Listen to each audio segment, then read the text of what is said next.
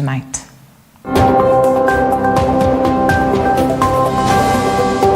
At Ulinzi Complex,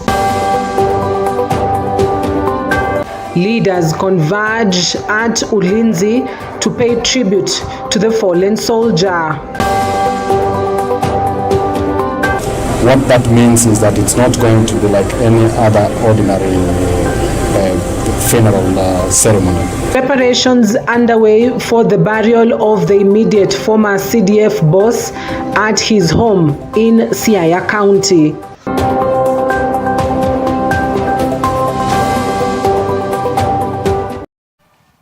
Now, President William Ruto has revealed how painful the death of Chief of Defense Forces General Francis Ogolla is to him personally. General Ogolla was Ruto's first appointed Chief of Defense Forces, but their work relationship was cut short following a helicopter accident that claimed the life of the 61-year-old soldier. Ruto said the crash robbed Kenya of an accomplished soldier, and his death, the head of state admitted, is painful because he admired General Ogolla.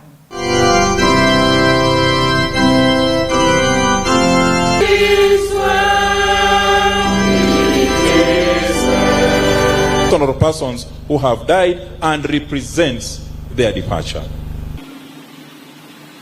Chief of Defense Forces in office who has passed on.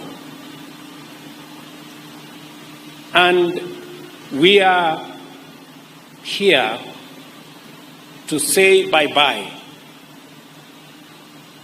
to a consummate military officer, a passionate, accomplished military commander,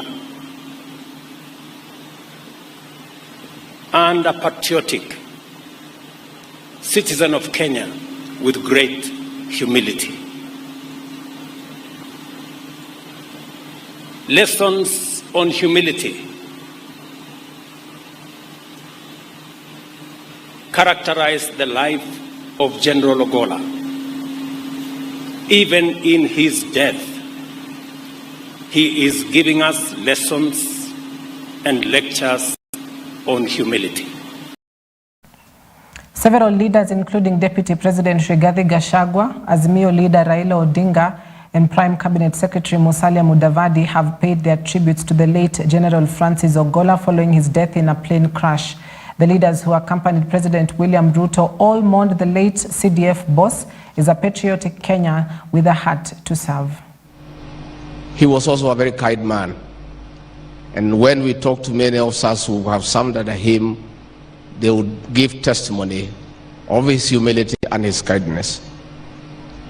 Your Excellency, I was a beneficiary of his kindness. I remember late February this year, when I was in my office, I was informed that the Chief of Defense Forces, General Ogolla,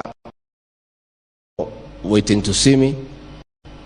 And I couldn't understand because I was not expecting him. He had not said he is coming. And in ordinary circumstances, if you hear the Chief of Defense Forces has come without notice, you sort of panic. And I stopped the meeting. I said, let the General come in. And I said, General, what brings you here? The General was holding a big card. And he said he had come to wish me happy birthday. And I was not even aware it was my birthday. It has been said several times, but it pains not to repeat this. If there was a description of humility, an epitome of humility, then the general who has fallen is indeed a symbol of humility. But what is more interesting is that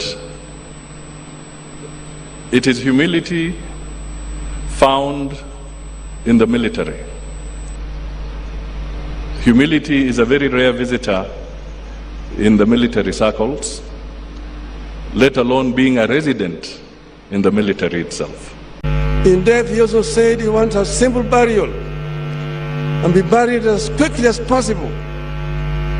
This is in line with the traditions of our own African people. Commercializing burials today is not African, it's un-African. People used to be buried either the same day or the following day when they died. Burial or funeral was not an enterprise as what has come today. So he said he wanted to be buried the way it is, without a coffin, soil back to the soil.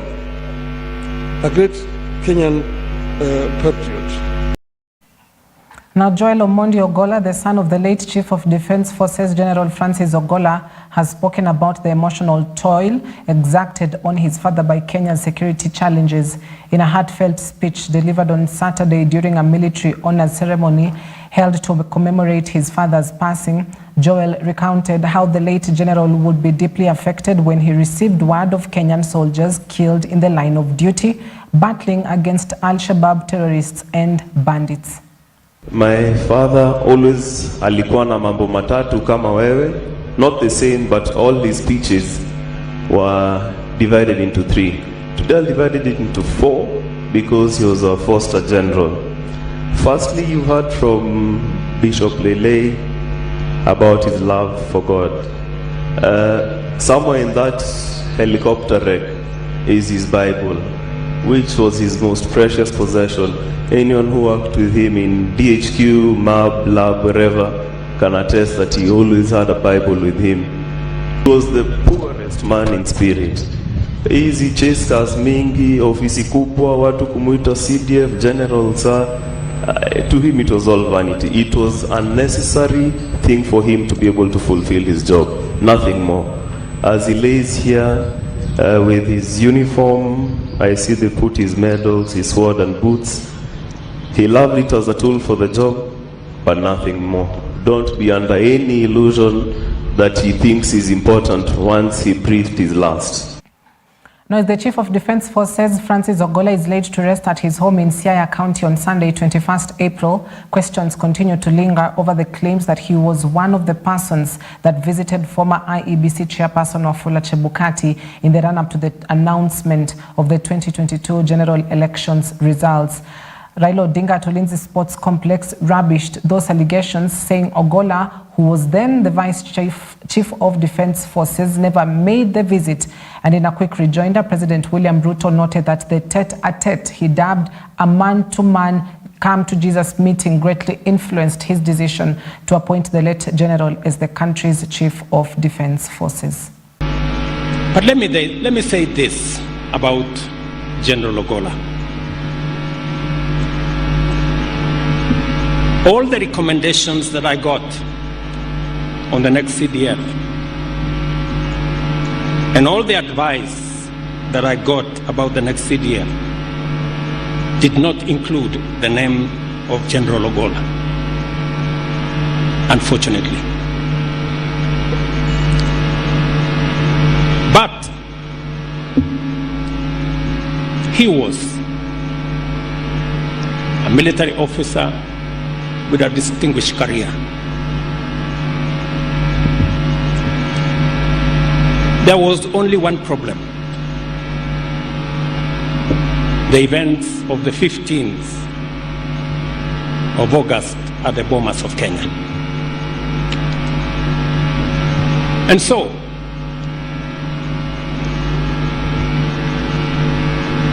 I asked General Ogolla for a meeting.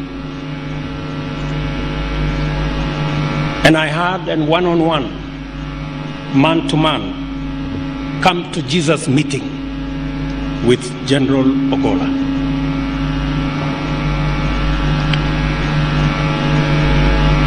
And when we concluded that meeting, General Ogolla told me the following: Mr. President, I have no defense. I will not try to defend myself. It was wrong what happened. And you have 3 choices. Either send me to court-martial, or have me retire or forgive me. As we lay Ogolla tomorrow to rest, I want us to remove the stigma, Your Excellency. Because I knew this man very well.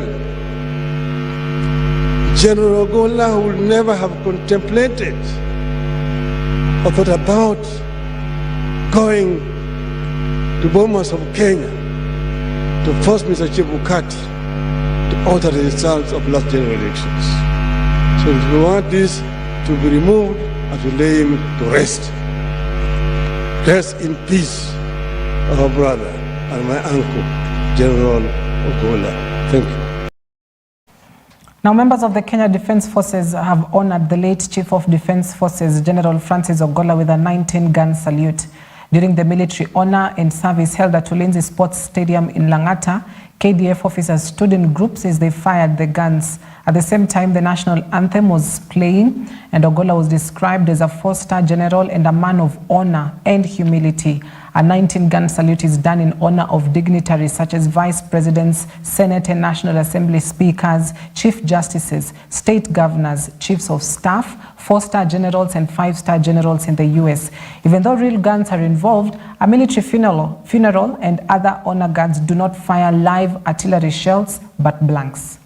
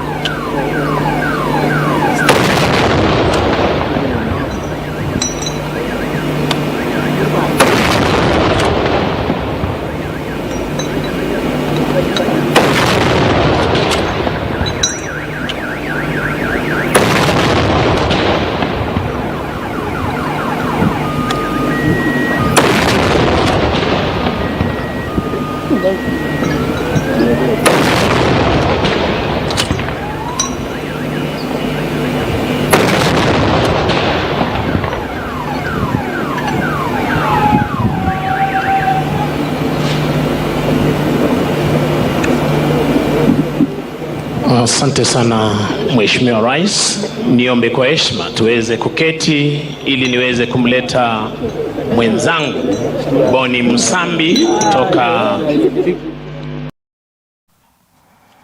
Now let's cross over to his burial preparations in Siaya County, where General Francis Ogolla's funeral will be a purely state function and largely a military burial. Funeral of the late Chief of Defence Forces Francis Ogolla will be a state function, as I've said earlier, and according to Major General Paul Otieno, who is in charge of the burial arrangements, the ceremony will begin between 9 a.m. and 10 a.m. on Sunday, after the body shall have been flown from Nairobi.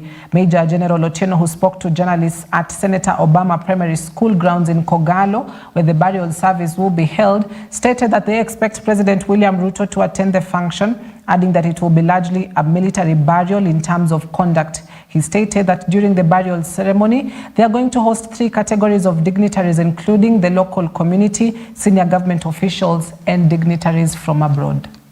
The plans that we have is that the burial is going to be conducted tomorrow on Sunday, starting from around 9 o'clock in terms of program. And the body is going to be flown from Nairobi using military transports and will be received at Kisumu, we expect by around between 9 to 10 o'clock. From Kisumu to the place where we are, where we're going to receive the body, we are going to use road transport. Already the hearse has been arranged for, and the transport for the dignitaries and other senior VIPs have also been arranged for. I've provided for transportation arrangement of about 500 people from Kisumu. Largely we'll use communal transport, and we want the many of you will attend to bear with us, even if you find yourself in a communal transport, is just for the purposes of being efficient in terms of transporting.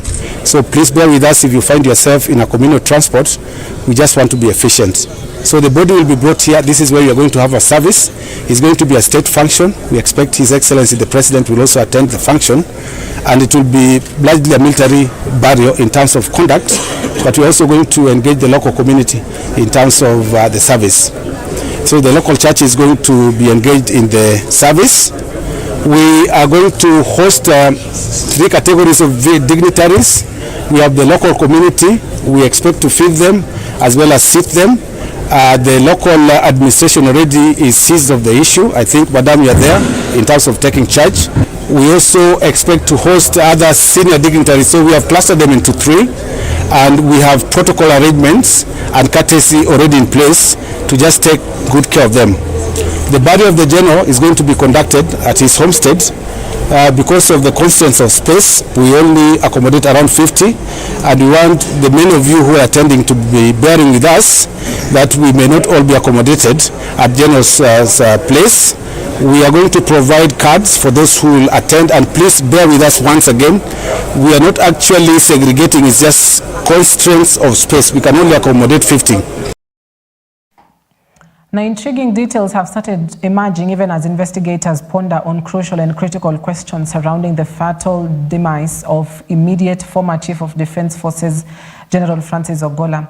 Now, General Ogolla perished in a fatal air crash within Elgeyo Marakwet County alongside 9 other military officers. Officials are asking hard questions to unravel circumstances under which the air crash occurred. Among things being probed is if there was breach of protocol leading to the loss of the most protected military man in Kenya. Wakati wanafungua shule mula wa pili, na wakati walikuja walikuwa ni ndege 3. Ndege ya kwanza ililand vizuri, na ndege ya pili ilikuwa na sauti ile haikuwa kawaida, na wakaland tu safely na wakakaa hapo.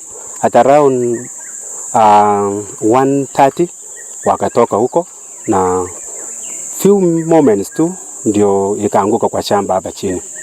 Na baada ya kuanguka walikuwa na watu, they were 12 number, na watu wote walitolewa tu.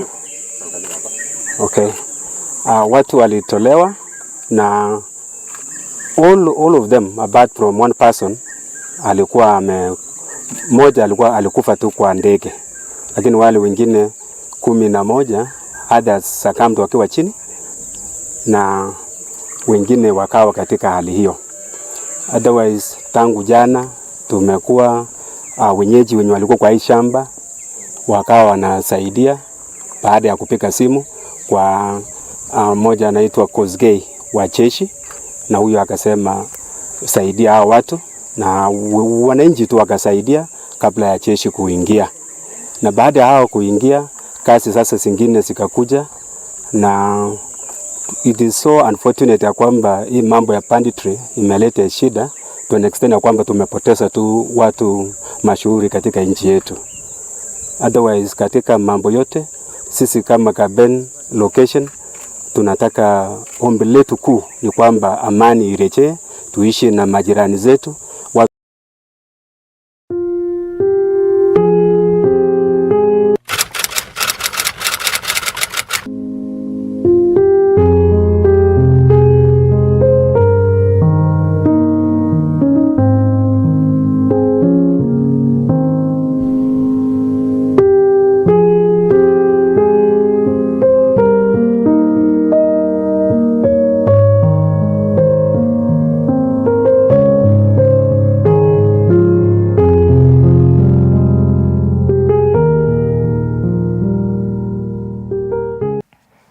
Right, indeed, what a day it has been during the memorial service of the late general. He is set to be laid to rest tomorrow at his home in Siaya County.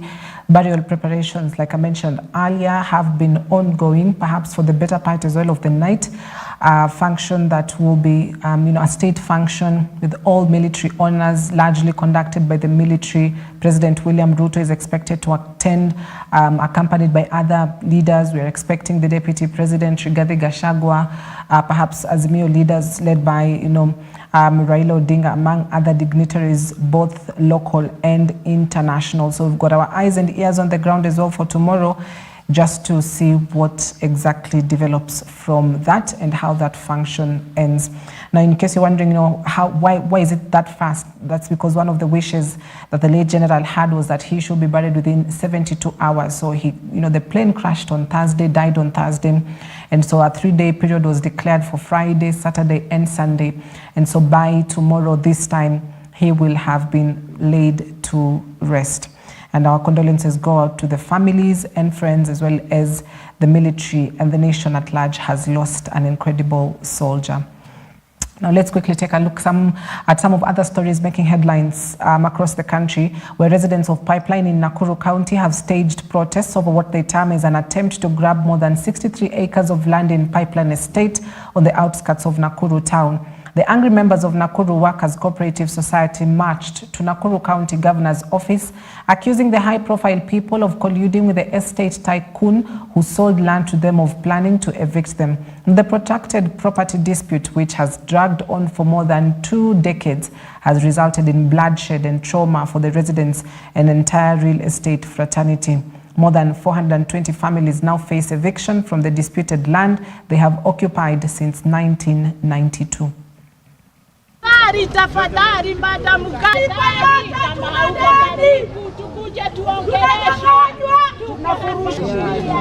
Ziliwasilishwa kotini, inasemekana ya kwamba pesa zote zililipwa na kwa wakati ambao uliofaa. Pia kuna sale agreement ama maagano ya uuzaji na ununuzi ambayo imeshaandikwa, documents zote tuko nazo. Risiti zote ambazo Bwana Thuo ama Thuo Commercial Agencies lilipwa nazo zimeonyeshwa kotini. Hili judgment ama judgment hii iliweza kutolewa virtually, kwa wanaoelewa kizungu ilitolewa kwa mtandao, na ilitolewa tarehe 13, lakini ukiangalia katika program ya koti ilikuwa imesema ya kwamba tutatolewa judgment hii tarehe 14. Hii ni bayana ya kwamba mahakama yetu imetumika kugandamiza familia zaidi ya 1000. Leo tumefika katika ofisi ya gavana, tumejaribu kumfikia, tunaomba ya kwamba gavana atusaidie. Na nililipa kwanza 85. Ikakuja imesema paka wakati hata risiti ya Sabai siko hapa. Sabai mwenye shamba akiwa wapi? Tukiwa tumefika mahali mpaka tukaingia kwa shamba. Paloti ndio hiyo. Yenye niliingiza mkono ikapigwa muhuri na askari wakiwa masimamia. Tu alikuwa wapi? Sini walakai huo. Petition ikiwa nimereceive hivyo, mimi ndio county secretary. Hii petition imefikia governor. Mtupe nafasi, nitachukua contact ya ambaye anawaongoza. Tupitie petition na mawakili wetu, tupitie petition na watu wetu ya mashamba, alafu all the relevant authorities. Wale ambao watu nimeona mmeomba governor, mmeweza kuomba deputy president aingilie, nimeona kwa hizi ambazo mmeandika, we are going to communicate with the relevant authorities. Now, Mombasa County government has launched a tourism council which will be tasked to revamp the tourism sector in Mombasa.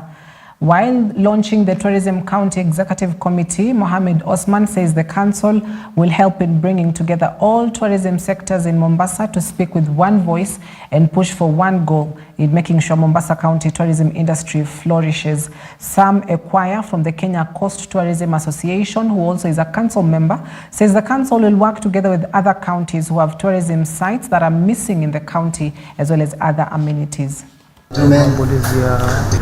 Mombasa Tourism Council, MTC.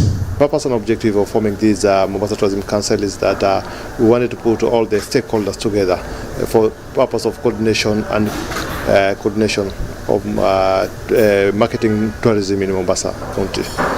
We find out that it's a department which is concerned with the tourism sector.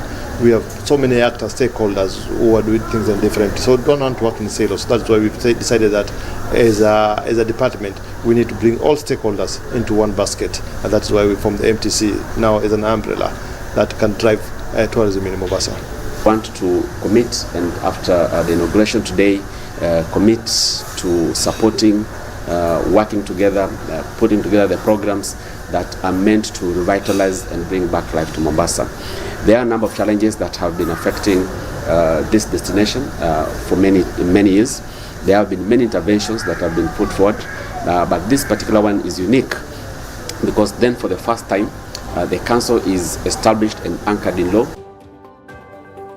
All right, so at that point, allow me to wrap it up. Thank you very much for watching. I hope that you're up to date with what is making headlines across the country.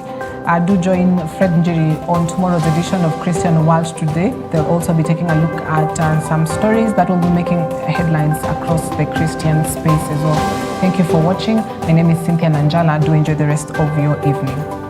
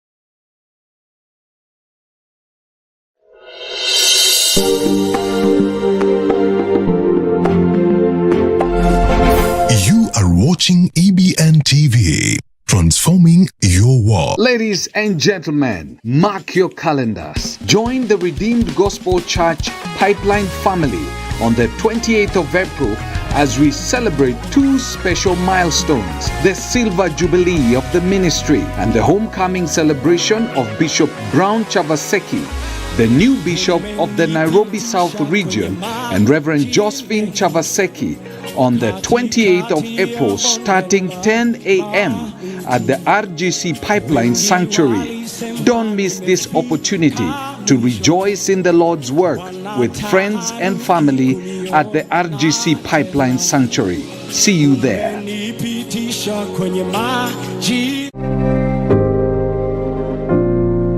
From Nairobi, Kenya, this is EB